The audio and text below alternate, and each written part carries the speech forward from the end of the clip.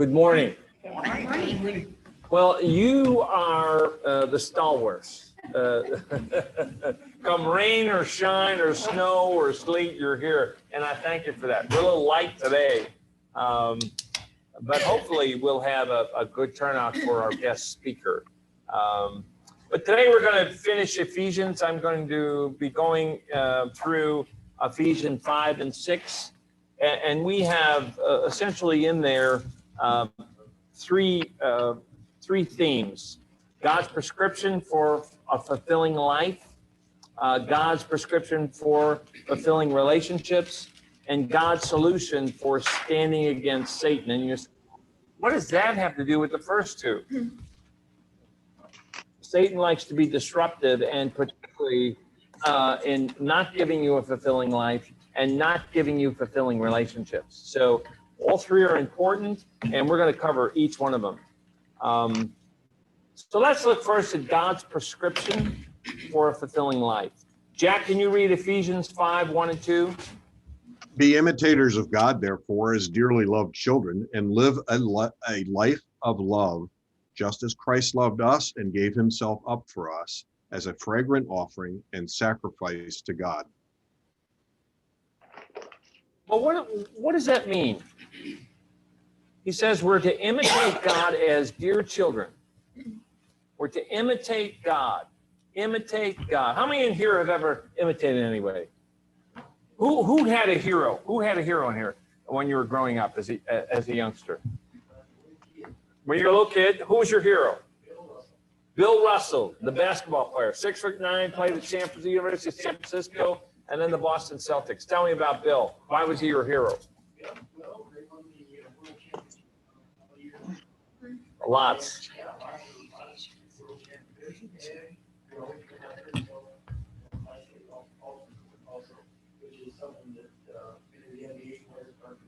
Yeah, it's missing today. Seems to be missing today, right? So you like Bill Russell. Who else? Who else had a hero? No heroes here? Gigi. Well, my dad was my hero. Your dad was your hero. Yeah, he was. Hey, your dad was my hero too. And those of you who don't know, Gigi's dad was a great man. Died a year ago, right? A year ago in August. It'll be 2 years in August, right? But was a survivor of the Bataan Death March, and so he was in Japanese prison camp for 3.5 years. A real hero, and then came home and kind of forged a career in corporate finance, and eventually was a CEO of an organization. But he is kind of one of my heroes, continuing today. Who else? John, I can't believe you didn't have a hero growing up. I would have to say when I was a kid, Yeah. Al Kaline. Al Kaline, yeah, that's right. Dale, you remember Al Kaline? I remember Al Kaline. I'm just trying to think of a hero that I had, and I can't think of one. Baseball. Anybody else? No heroes, no hero worship in here. Mike. Just my dad. Yeah. He was bigger than life and not afraid of anything. Well, when I was a kid, I played baseball as a little leaguer, and my hero was Yogi Berra. Okay, because I was a catcher, and Yogi Berra was a catcher. Now, here are some of his more famous sayings. A nickel ain't worth a dime anymore. Or how about this? This is like deja vu all over again. But Yogi Berra was really my hero and a lot of people's heroes because he was a great catcher. He was an 18-time All-Star. Can you believe that? 18 times. Most people don't play 18 years. He had the most plate appearances, 8,359, 10 World Series championships. So he won the World Series, his team, 10 times. And he was, tell him I said hi. It was most valuable player 3 times. So he had a heck of a career. But what do you know about Yogi Berra? Anybody know anything about him? When someone says Yogi Berra, Great philosopher. a great philosopher, yeah. He struck out more than anyone. And he struck out more than anyone. Is that documented? I believe so. I know Babe Ruth. He went for it. So Yeah. he struck out, but he got home runs. Well, I know Babe Ruth did, but he did have a lot of home runs. Something like 353 home runs. See, I still remember this stuff. But one of the things I like about him is his countenance too. He continued to be kind of a hero for the Yankees and was around quite a bit. And what's interesting about this is, while one of my heroes was Yogi Bear, I'm sure you've noticed that children have heroes, and children are imitators, and they're imitators, and they do what adults do. They do what their parents do, which sometimes can be embarrassing. Okay, this is really funny. Gigi, the boys were little, and Dan was there with his cousin. I think they were about 4 or 5 years old, something like that. And Robbie is a wandering soul. He didn't like to stay in one place. And his mother kept telling him to get back here. Robbie, get back here. Robbie, get back here. Robbie, get over here. And finally, Danny said to him, Robbie, get the hell over here. That's 5 years old. Gigi, Gigi said, where'd you learn that? Who taught you that word? That's a bad word. Well, Dan was mortified. Well, we used to call him Dan the Baptist because he, black or white man, but he was absolutely mortified. And we finally traced it to getting it from his grandfather. But because I wasn't going to take responsibility for that, Gigi. When I said, Dan, that's a swear word, he fell on the floor and sobbed. Lamenting. I didn't know it was a swear word. But children imitate, and what God wants us to do is to imitate like children. And when we imitate God in the same way that children imitate, that pleases him. Scripture tells us that pleases him. So Paul tells us here, first, what to avoid, and to some extent, what to do, but also what not to do. Jack, can you read Ephesians 5, verses 3 through 7? But among you, there must not even be a hint of sexual immorality or of any kind of impurity or of greed, because these are improper for God's holy people. Nor should there be obscenity, foolish talk, or coarse joking, which are out of place, but rather thanksgiving.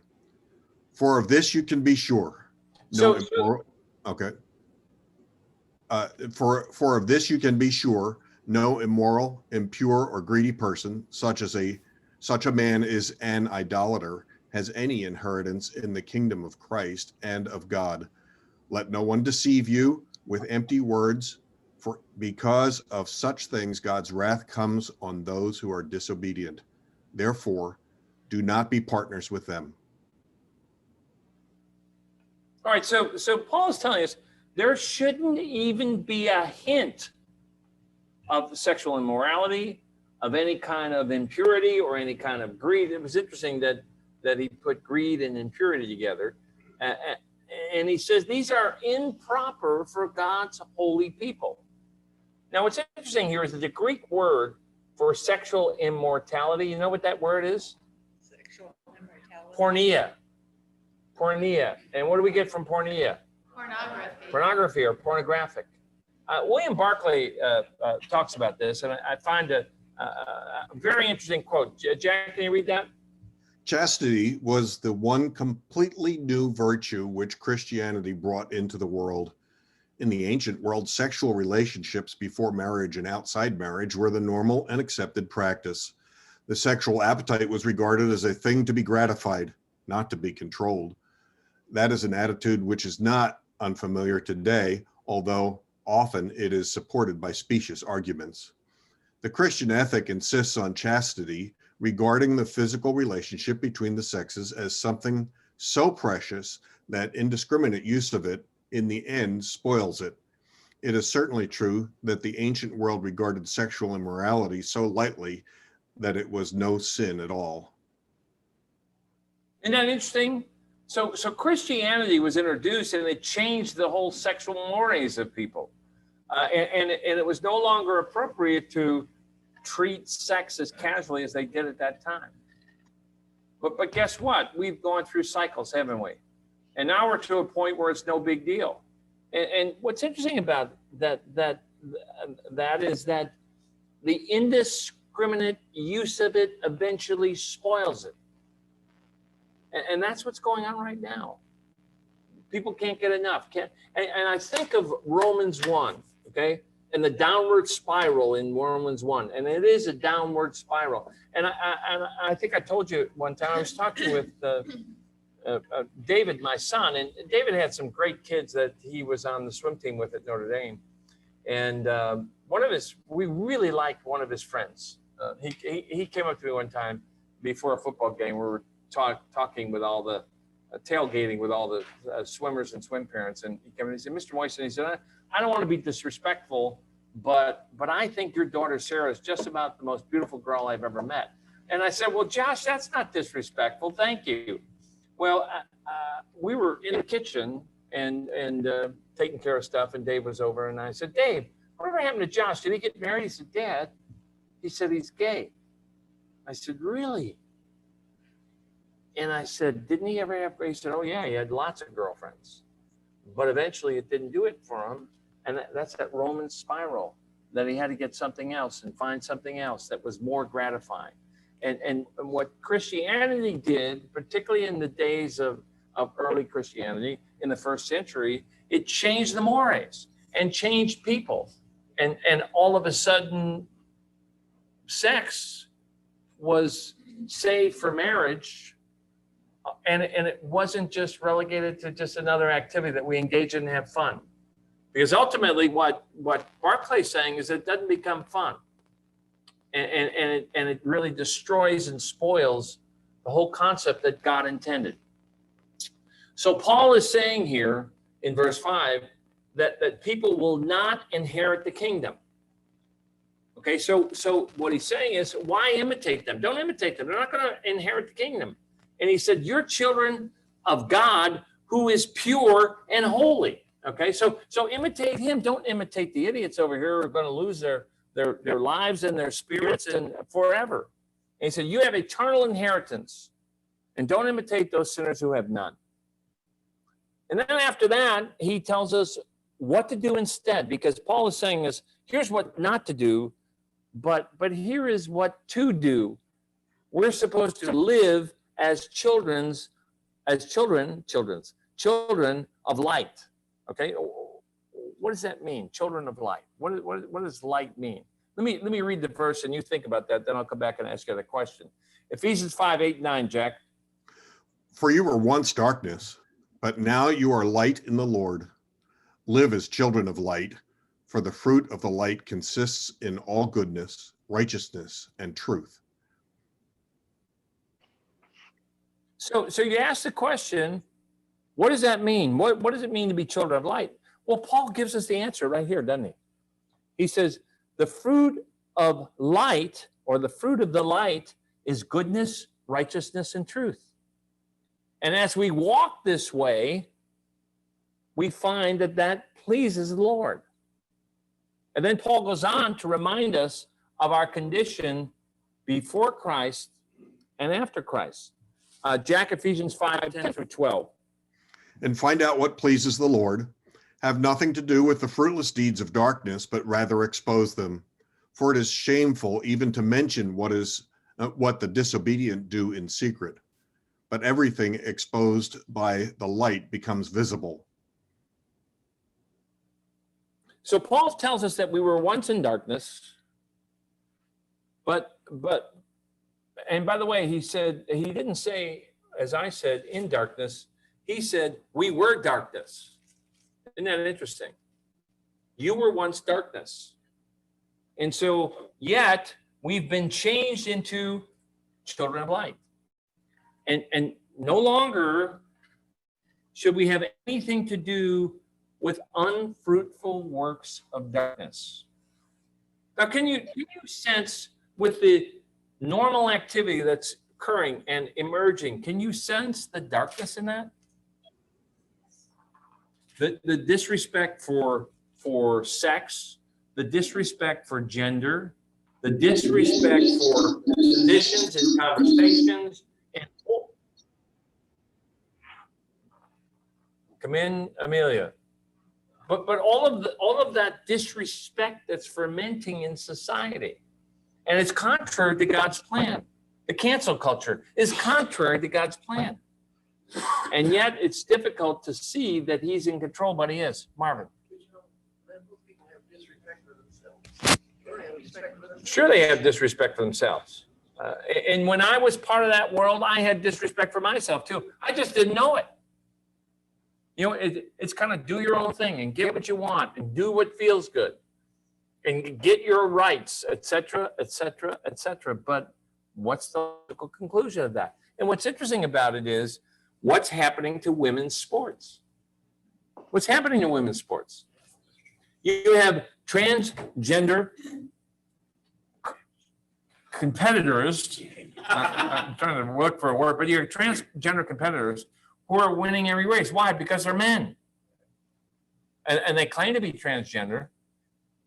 I can't even relate to wanting to run against girls and beat them and win and get the trophy. I mean, I just no disrespect to women at all, but I just, you know, we're different. You know, I'm bigger. I outweigh my wife by about 50, 60 pounds. We're just different people, okay? And why would we get any kind of gratification out of competing against them and winning? What? Physiologically, we got 30% more muscle mass than women. You take two people exactly the same size, one a woman, one a man. The man has 30% more muscle mass than a woman. That's just the way the Lord created it. One of the things that we learned is that as guys, at least I learned as growing up, is that you don't hit girls. How many have ever learned that? Okay, because you're so much bigger.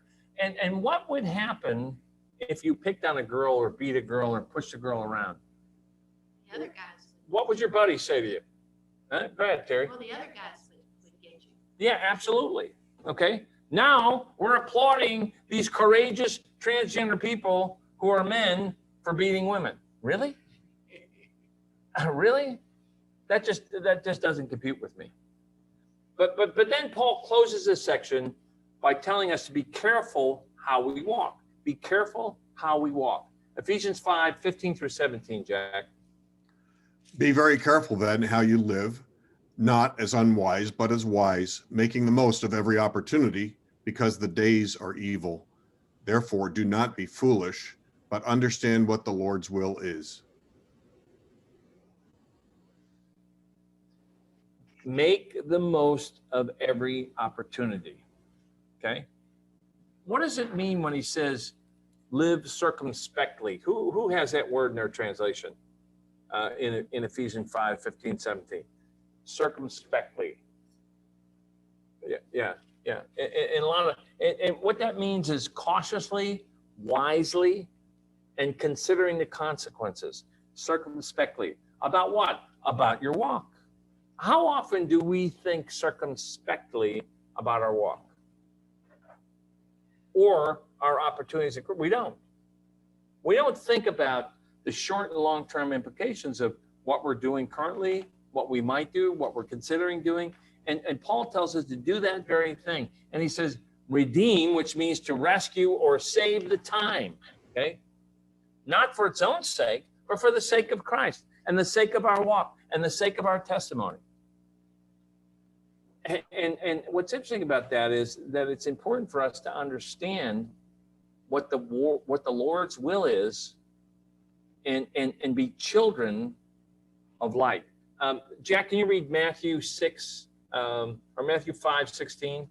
In the same way, let your light shine before men, that they may see your good deeds and praise your Father in heaven. So let our light shine. So we're supposed to be children of light, and we're supposed to let that light shine before men. So for what purpose? For what purpose? Huh? Glorify God. To glorify God, so that men see it and glorify God. But let's go back to Ephesians 5:15-17. Be very careful then how you live, okay? Because people are watching.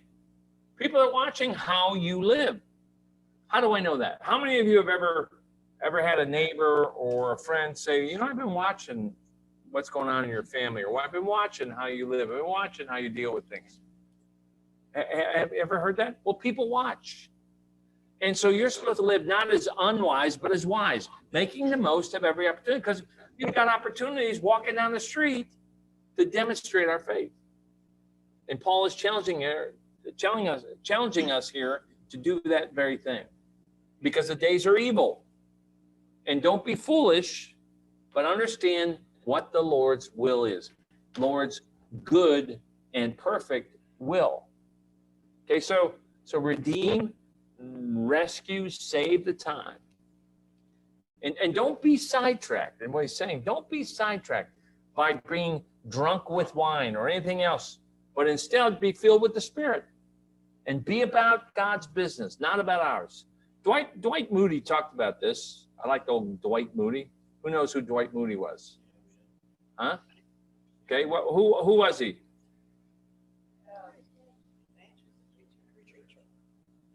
He was a preacher. Moody Bible College is named after him. All right, let's read this. Jackie, read this by Dwight Moody. We are told to let our light shine, and if it does, Okay. we won't need to tell. We're having some Zoom is just happening. How are we doing? Can you hear me? Okay, Jack, I'll read it. I'll read it. We are told to let our light shine, and if it does, we won't need to tell anybody that it does. And that we won't need to tell anybody. Lighthouses don't fire cannons to call attention to their shining. They just shine.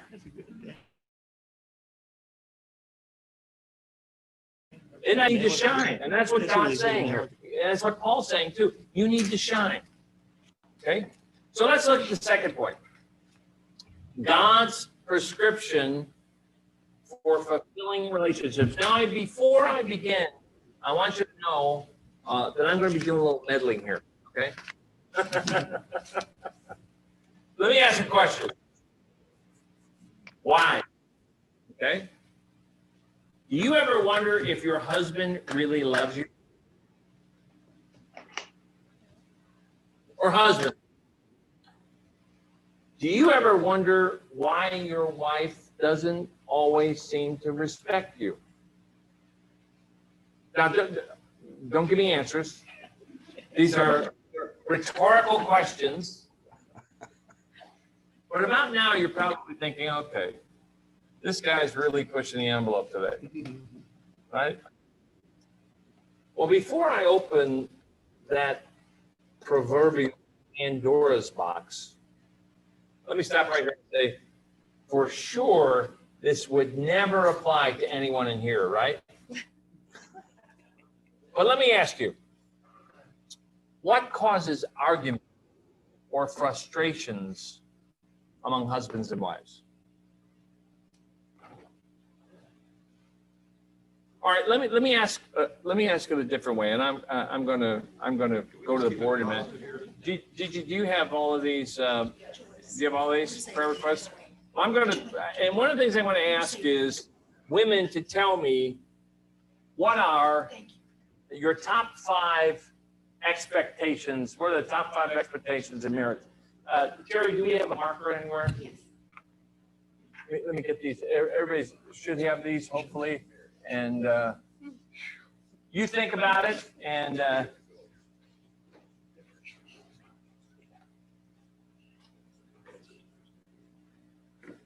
hopefully my writing you'll be able to read. Is this modern day times or traditional? What are your expectations? I'm talking about your expectations. What are the top 5 expectations of women going into marriage? So I'm going to start here with wives.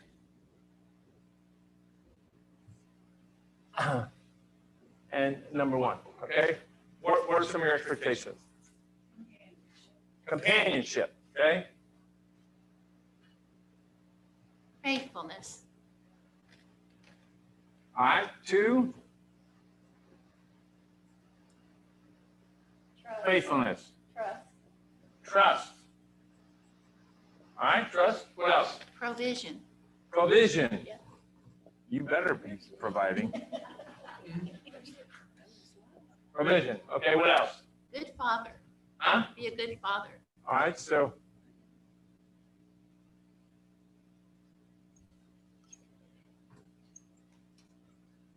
right, what's missing? Anything missing up there? Be kind? Love.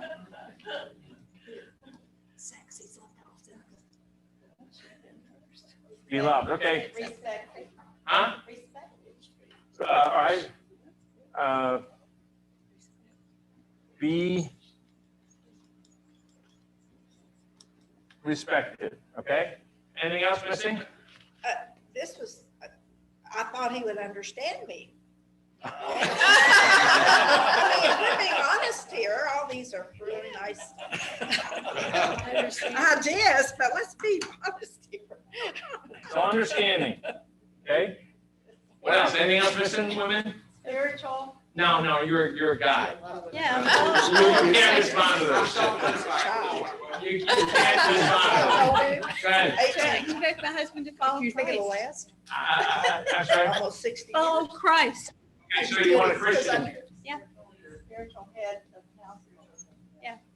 It should be number one. Who's that? It's none of your business. I'm not asking the men, I'm asking the women. Your business. Can somebody say shh to Marvin? Christian and, what was the other one? Spiritual leader? Okay. Better be a Christian though, the spiritual leader might be really wrong. Well, that's what it says, Christian and spiritual leader. Okay, is that a pretty complete list, or are there any other things that are missing, women? Huh? Maybe tolerant. Poor guys. Oh, Let's you, say tolerant. oh, I thought you said taller. I wanted to be taller. All right, I'll put that down, tolerant. Okay. Did you put perfection on there? Yeah, be perfect, yeah. All right, should I put, does tolerant kind of go along with kind? All right, so it's its own category. Are these in chronological order? Okay, I'm sorry? Protection. Guys can't talk here. Protection. Protection, okay, all right. So what I want to do is briefly rate these things, okay? So is companionship number one? If you think it is, raise your hand. Okay, that's out. Faithfulness, is that number one? That's high. So it's in the top five. Is faithfulness in the top five? Okay, all right. So how about trust? Is that in the top five? Okay. How about provision, providing? Is that in the top five? Okay. Be a good father. Is that in the top five? We're all in the top five. No. We're only going with five. So be a good father. Love is number one. Yeah, love. Be loved is number Hey. Now, hold on a second. I am not there yet. Be kind. Is that in the top five? How about be loved? Is that in the top five? Okay. All right. Well, sorry about you all, but those are the top five. So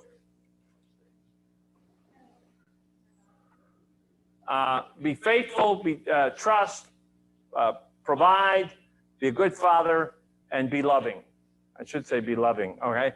So those are the top five. Okay. Is that pretty much? Well, if you're a Christian, then the husband being a Christian should be number one. Right, yeah. All right. So be a Christian spiritual leader. Okay. Trust and faithfulness is the same one. I'll give you 6. All right. Now.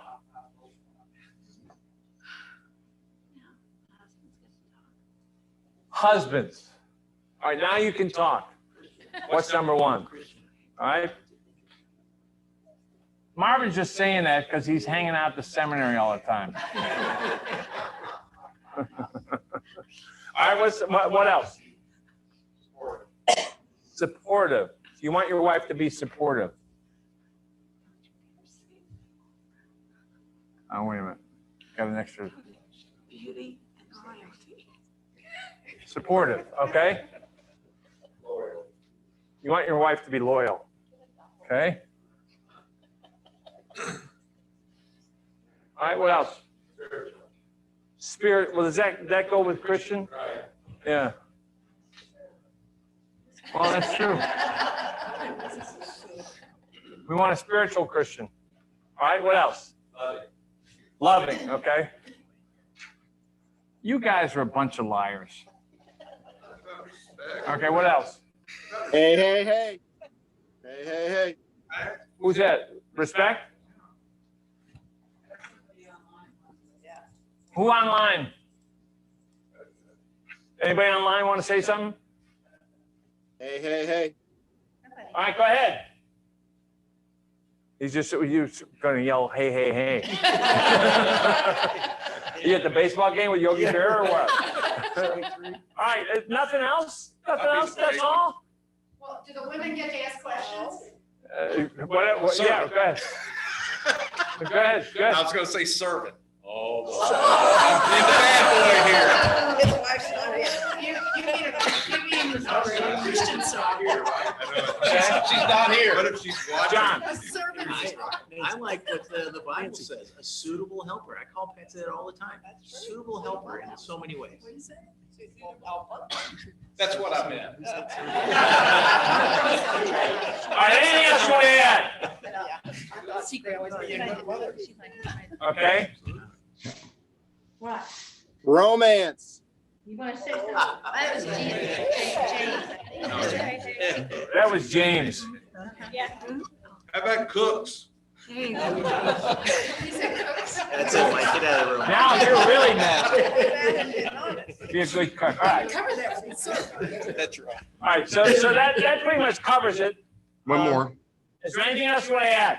Yes. Yes. Can you hear me? Yeah. I'm just repeating what I've heard. The way to a man's heart is through his stomach. Good cook. Yeah, we got that down. That's good. Okay. All right, what else? Anything else? Tom or anybody online? All right. So let's see. What are the top five? How about Christian? Is that top five? Yes. Okay, so we got that. Supportive, is that in the top five? All right, let's go back. Loyal, is that in the top five? Yeah, everybody wants a loyal wife.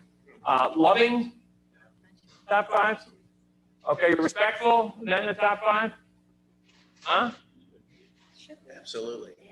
Raise your hand if it is. Okay, so that's four. What else? You want it to be a servant or a helpmate? Or a good mother, Good mother.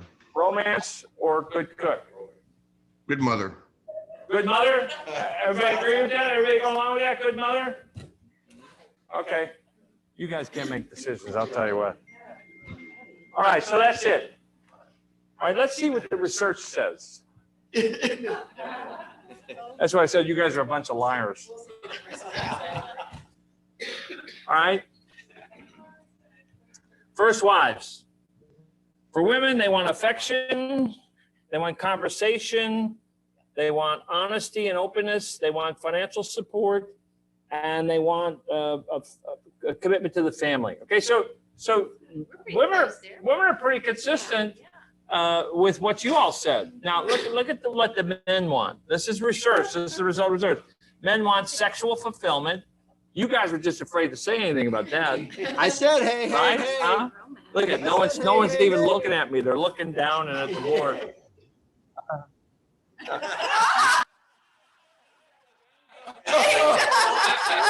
Well, how the heck am I supposed to interpret AA?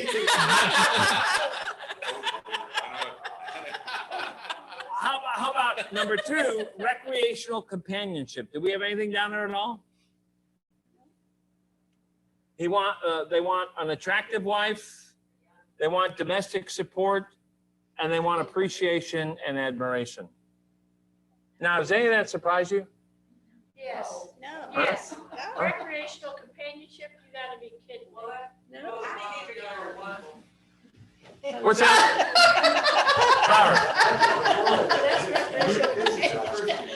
Huh? No. Okay, this list, but your list is of the world. I'm just saying men in general. There were Christians in this study and there were non-Christians in this study. You didn't get Gigi's comment. Gigi had a comment. Gigi, what's your comment? I can repeat it for her. See me after class. Well, the point here is that men and women have different expectations going into marriage. And sometimes women don't understand men's expectations, but men oftentimes, many times don't understand women's expectations. And so what happens, yeah, don't have a clue. Yes, I've heard that before.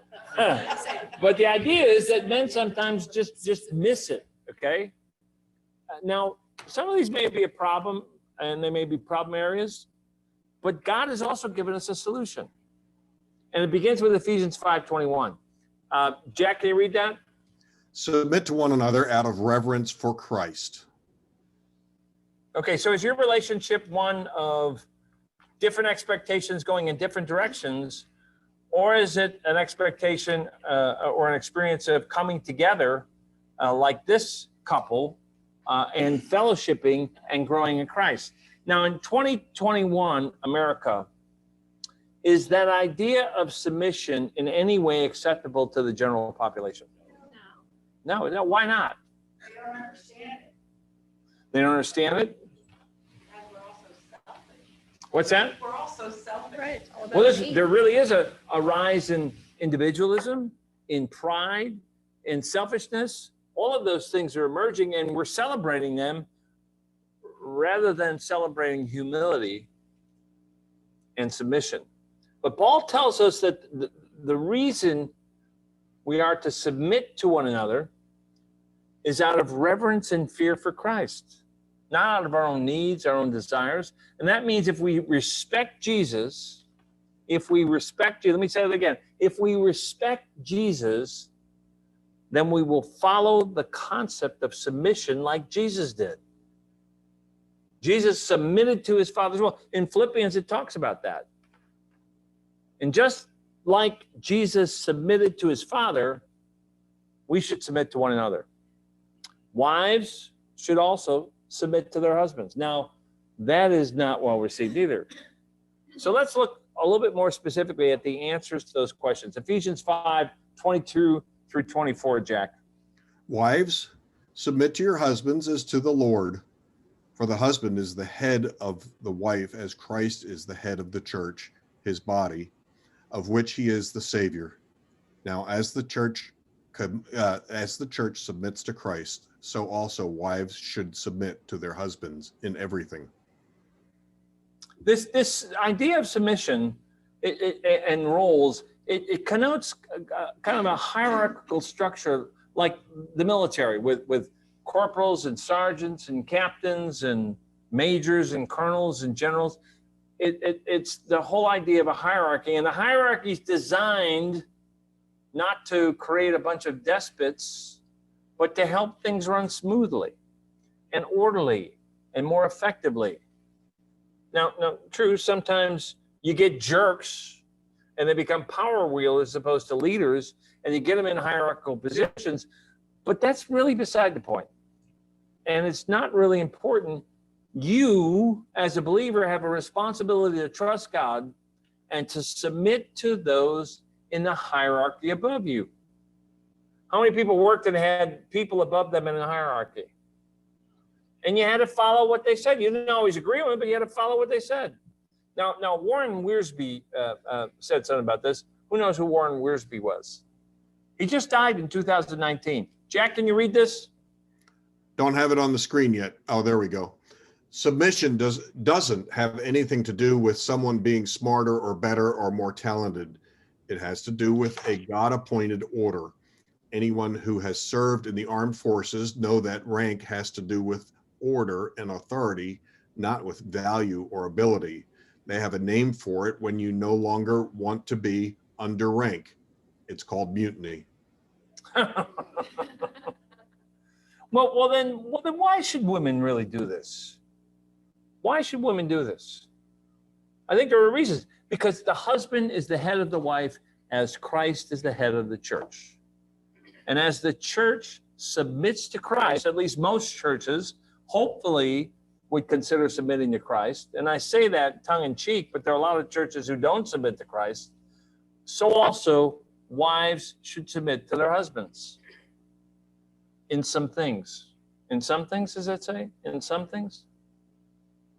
In some things? In all things, in everything.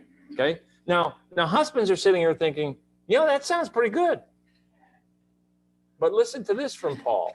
Ephesians 5:25-27, Jack. Husbands, love your wives just as Christ loved the church and gave himself up for her to make her holy, cleansing her by the washing with water through the word, and to present her to himself as a radiant church, without stain or wrinkle or any other blemish, but holy and blameless. Husbands, love your wives. By the way, the word here for love is what?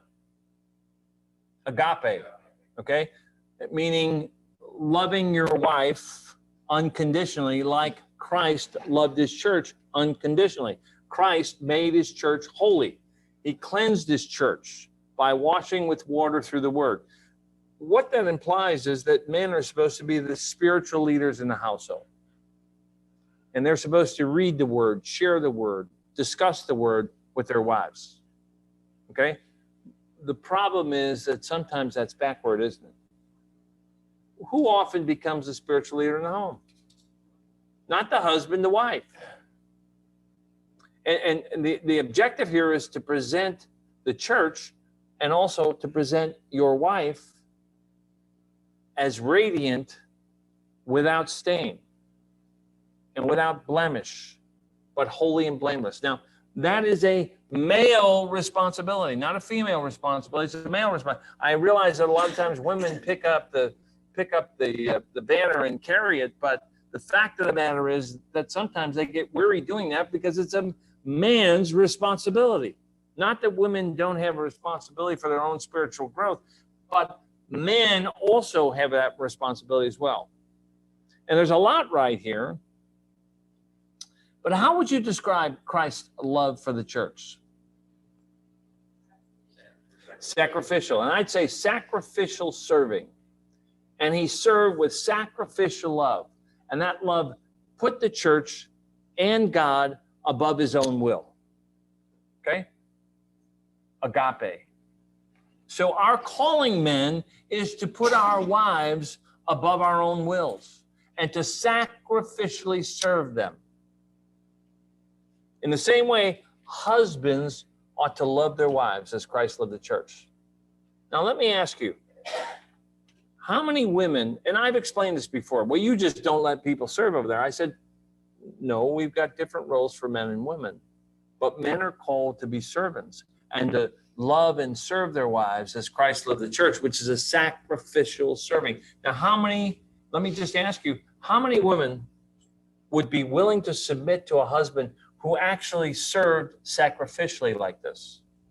How many of you would be willing to follow a husband who sacrificially served like this? That's the challenge for men. And when men do that, here's the magic. When men do that, I think most women are more than willing to follow that. Okay? The problem is that men aren't necessarily willing to do that. Now, remind me again why all this submission, and Paul gives us an answer to that. Ephesians 5:30-33, Jack. For we are members of his body. For this reason, a man will leave his father and mother and be united to his wife, and the two will become one flesh. This is a profound mystery, but I am talking about Christ and the church. However, each one of you also must love his wife as he loves himself, and the wife must respect her husband.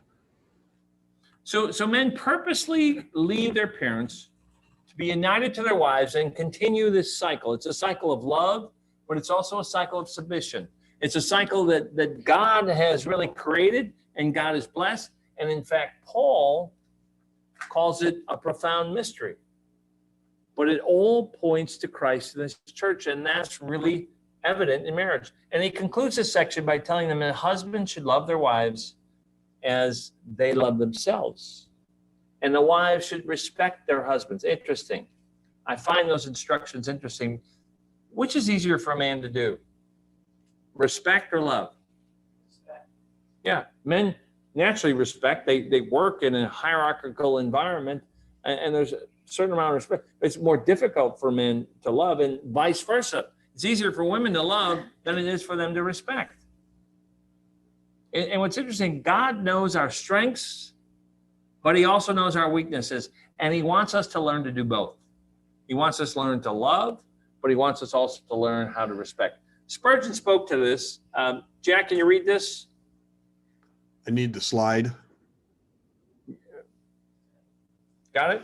I ask you to notice what is not always the case with regard to the husband and the wife, that the Lord Jesus loves his church unselfishly. He never loved her for what she has, but what she is. Nay, I must go further and say that he loved her not so much for what she is, but what he makes her as the object of his love. He loves her not for what comes to him from her or with her, but for what he is able to bestow upon her. His is the strongest love that ever was. Hey, Lynn, I have a question. It's difficult for me to get through a lesson without talking about Spurgeon. But someone has a question, John? Yes, James Kaiser here. Love, Go ahead. Love and respect. I love all kinds of people, but I don't respect them. So I would disagree with your statement that love is a relative term too. As a matter of fact, in the Greek, there are three different kinds. In the Greek, there are three different kinds of love, and what Jesus is talking about here, what Paul's talking about here, is agape love, which is unconditional love. Okay, and you can love somebody without respecting them, but the idea is if you're serving them, it's a little bit easier to respect them. But let's go on to chapter 6. In the first 9 verses, Paul continues this and gives guidance on how to relate to children and how to relate to slaves. And I don't want to spend a lot of time on this, but the overarching theme here is love. Fathers, don't exasperate your children. Instead, love them. Masters, don't threaten your slaves. Instead, love them. By the way, this applies to friends and relatives and employees, etc. Because our master, Christ, and their master is one. And it's the same master that we serve, and he loves all of his creation, not just some of his creation. As a matter of fact, he's in heaven, and there's no favoritism with him. Jack, 1 Corinthians 13, 1, 2. Hang on just a minute. There we go. If I speak in the tongues of men and of angels, but have not love, I am only a resounding gong or a clanging cymbal. If I have the gift of prophecy and can fathom all mysteries and all knowledge, and if I have a faith that can move mountains, but have not love, I am nothing. See, we can do all kinds of things. We can talk a good game. We can talk about how great our marriage is, how great, and then be a complete moron at home, and it amounts to nothing. You know, we can be involved in this ministry. It amounts to nothing unless we demonstrate love, and love is at the essence. As a matter of fact, in Galatians 5, it says, for the fruit of the Spirit is what? Love, okay? And all those other fruits, they flow from a spirit of love. And so God wants us to love one another. Well, finally, what I want to do for a few minutes is look at God's solution for standing against the evil one. And the evil one is the one who messes up relationships. The evil one is the one who messes up our lives from being more fulfilled. And Paul tells us to be strong in the Lord and to put on the full armor of God and stand against. As a matter of fact, he uses the term stand 4 times in this little section. But Jack, can you read Ephesians 6, 10 through 11? Finally, be strong in the Lord and in his mighty power. Put on the full armor of God so that you can take your stand against the devil's schemes. Now, some translations say withstand the enemy and his evil schemes. But does that mean to withstand we have to go out like Ghostbusters and look for demons? Huh? Do we have to do that? Do we have to be like Ghostbusters? I'm telling you, sooner or later, if we live as Paul just said, and we're walking in the Spirit, demons will clearly find us. But to use an analogy, we shouldn't let Satan or demons call the plays and dictate how the game goes. Okay? We don't have to do that. We put on the full armor of God so we're prepared for battle when it comes. And by the way, the battle will come, but we then can continue doing the Lord's work. So after this initial one, Paul enlightens us and tells us that we struggle not against flesh and blood, but against powers and principalities. Jack, can you read that? Ephesians 6:12. For our struggle is not against flesh and blood, but against the rulers, against the authorities, against the powers of this dark world, and against the spiritual forces of evil in the heavenly realms. So Paul is describing here a spiritual army, and that spiritual army has a hierarchy, and it tells us that Satan is well organized, and his team is well organized, which is why we need to be armed to withstand them. And after that, he tells us again to stand firm and pull on the full armor of God. Ephesians 6:13, Jack. Therefore, put on the full armor of God, so that when the day of evil comes, you may be able to stand your ground, and after you have done everything, to stand.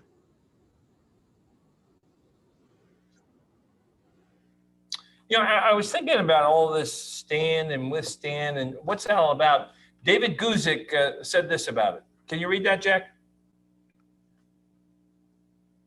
God has given his people a call. Jack? Can you hear me? God has given his people a call, a mission. I can hear you now. Okay. I'll try it one more time here. God has given his people a call, a mission, a course to fulfill. Satan will do his best to stop it. When he attacks and intimidates, we are to stand. It is plain that this is Paul's emphasis in Ephesians 6:11 and 6:13. We do the Lord's work and stand against every hint of spiritual opposition. Isn't that the truth? So what is God's spiritual armor? Jack, can you read Ephesians 6:14 through 17? Now remember, where is Paul writing this? Where is Ephesians being written? Huh? It's from prison. This is one of his prison epistles. So he's in prison. Who's around him? Who's around him? Huh? Guards. What kind of guards? Roman guards. And so they're actually a model for what he's saying here. And all he has to do is look at their equipment.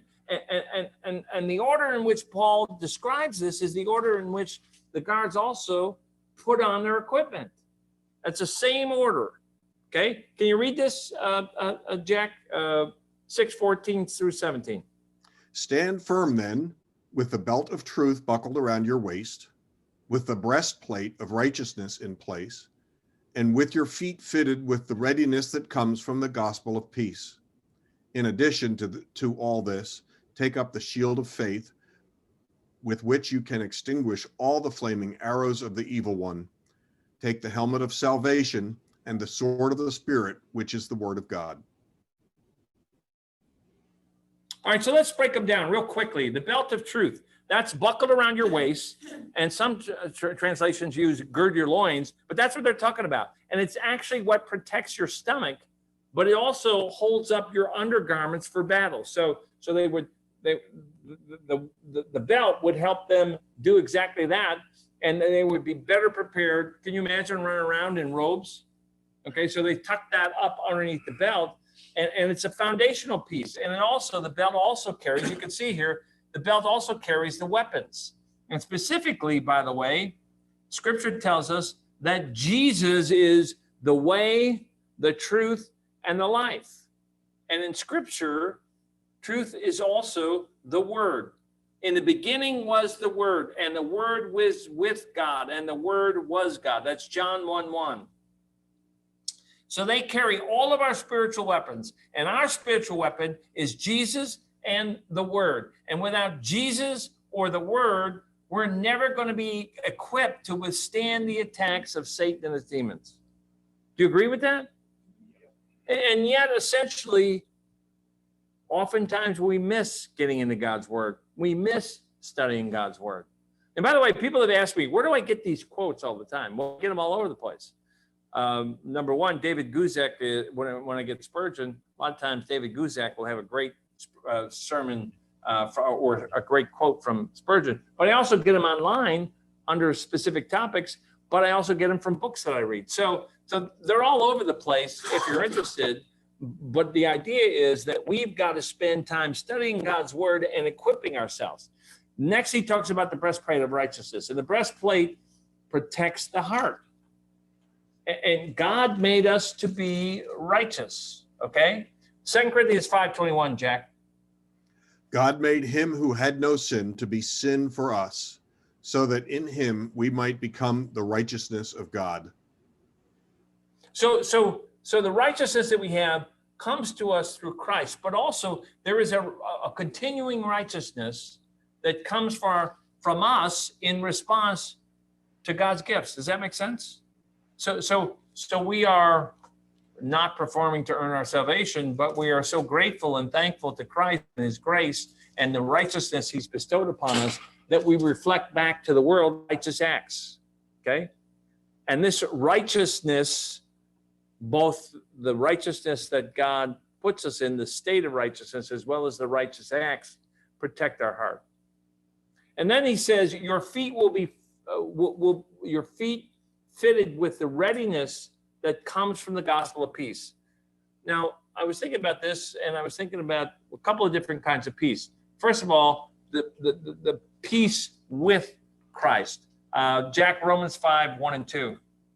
Therefore, since we have been justified through faith, we have peace with God through our Lord Jesus Christ, through whom we have gained access by faith into this grace in which we now stand, and we rejoice in the hope of the glory of God. So Paul is talking about this peace treaty that we now have with God. Even though we didn't know it, we were at war with God, and this has put us in a state of peace and grace. So we have access by faith into the grace with which we stand. And the peace of God comes to us through prayer. Philippians 4:13. Jack, can you talk about that? I can do everything through him who gives me strength. Let's see. But there's also another one. I can do all things through Christ who strengthens me. I put the wrong verse down there. Have no anxiety about anything, but in all things by prayer and supplication with thanksgiving, let your requests be known to God, and the peace of God, which passes all understanding, will keep your hearts and minds in Christ Jesus. So we have the peace with God, but also the peace of God. And that comes through prayer and thanksgiving, being thankful for what God is giving you, and be prayerful about walking, your continuous walk. And this peace keeps us from anxiety, which is the enemy, and the enemy also uses that anxiety against us. He also talks about the shield of faith, so you can extinguish all the flaming arrows that come at you. And Roman shields were really covered with animal skin, okay? And you can see the shield on here. And it was a defensive weapon. When Roman soldiers went into battle, one of the things they would do is dip their shields into water. And that water helped extinguish the fiery arrows that would come at them. And so similarly, shields of faith need to be washed in the water of God's word. Jack, Romans 10:17, real quickly. Consequently, faith comes from hearing the message, and the message is heard through the word of Christ. So faith comes from hearing, and hearing from the word of Christ. And then he talks about the helmet of salvation and the sword of the Spirit, which is the word of God. Salvation is spontaneous, meaning it occurs when the moment we trust God, but it's also lifelong, a process of sanctification through which God transforms us. And in that process, Satan likes to discourage us, disrupt us, but God has given us the helmet to protect us. And that helmet guards our minds, and it rests on the truth of what Christ did for us. He loves us. God tells us that in his word, and the Holy Spirit brings it to mind. John 14:26, real quickly, Jack. But the counselor, the Holy Spirit, whom the Father will send in my name, will teach you all things and will remind you of everything I have said to you. So the Holy Spirit seeks to teach, guide, direct, and help us. Billy Graham said this about it. Jack, can you read that quote? The sword of the Spirit, the Bible, is the weapon God has provided for us to use in this battle between truth and deception. Make it a priority to wield that sword skillfully. We should begin the day with the Bible, and as it comes to a close, let the word speak its wisdom to our souls.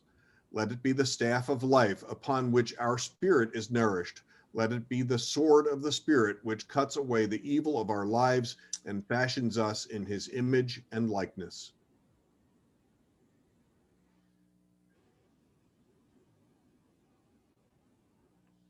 Now, finally, then, Paul closes by exhorting us to pray, and he talks about this in Ephesians 6, 18 through 20. Can you read that real quickly, Jack? And pray in the Spirit on all occasions with all kinds of prayers and requests. With this in mind, be alert and always keep on praying for all the saints. Pray also for me, that whenever I open my mouth, words may be given me, so that I will fearlessly make known the mystery of the gospel, for which I am an ambassador in chains. Pray that I may declare it fearlessly as I should. So Paul is telling us to pray always here, but he's also telling us to pray with all prayer. And I think what he's talking about here is there are several kinds of prayer. So there's group prayer, there's individual prayer, there's silent prayer, there's spoken prayer, there's kneeling prayer, there's standing prayer, there's walking prayer, there's fervent prayer, there's travailing prayer, etc., etc., etc. Paul's telling us use all of those. David Guzik talked about this. Jack, can you read that? We can say that it is through prayer that spiritual strength and the armor of God go to work. In theory, the prayerless Christian can be strong in wearing all the armor, but never accomplishes anything because he fails to go into battle through prayer. I'm going to close here by telling you a little bit of the story. Why is prayer important? Let me just give you one example written up in the Journal of American Medical Association, the JAMA, which is the most prominent of all of the journals.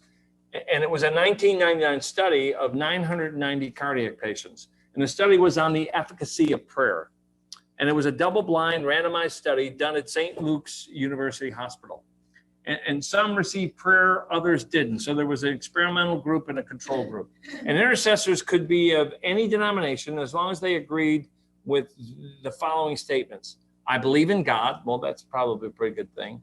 I believe he is personal and concerned with individual lives. And I further believe that he is responsive to prayers for healing made on behalf of the sick. All of the people responded. There were 15 teams of 5 intercessors each, and they were randomly assigned to the group. Neither the patients nor the medical team even knew about it, and the intercessors had also no information about the patients. So what were the results? They experienced, the group that was prayed for experienced lower adverse outcomes and more effective healing for patients for whom they pray. And think about that, that's not a surprise. James 5:16 tells us what? The prayer of a righteous man availeth much. So Paul finally sends his greetings, and so what do we learn here? Real quickly. First, through Christ's blood sacrifice, through his death, through his burial, through his resurrection, God has proven that he loves us. Secondly, God has also created plans for a fulfilling life for the people he loves, his church. Now, Satan tries to disrupt this, but God has also given us relationships. Thirdly, so that we go through this life together with other people. united with other people. When we love each other, when we follow Christ, when we unify, we work to grow and advance the kingdom and resist the devil. Fourth, God has equipped us with armor to resist and be victorious. That's what being able to stand means, to resist and be victorious. How do we stand? David Guzik pointed out something, and I think I love this. We stand in grace, Romans 5:22. We stand in the gospel, 1 Corinthians 15:1. We stand in courage and strength, 1 Corinthians 16:3. We stand in faith, 2 Corinthians 1:24. We stand in liberty, Galatians 5:1. We stand in unity, Philippians 1:27. We stand in the Lord, Philippians 4:1. And we stand perfect and complete in the will of God, Colossians 4:12. We have lots of equipment, lots of promises that are going to allow us not only to stand, but to lead fulfilling lives that help advance the kingdom.